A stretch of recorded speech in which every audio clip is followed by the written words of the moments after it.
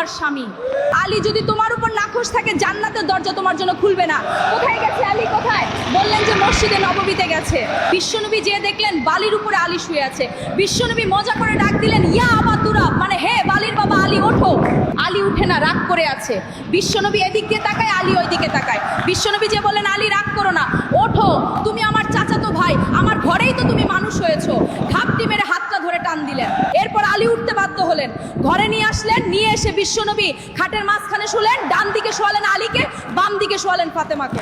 এবার আপনি চিন্তা করেন, বিশ্বনবী নিজের মেয়ে ফাতেমাকে বলেন, তুমি বিশ্বনবীর মেয়ে হতে পারো, কিন্তু আলী তোমার স্বামী।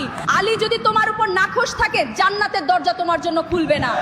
তাই আপনার স্বামীকে নাখোশ করে জান্নাতের দরজা বন্ধ করবেন না।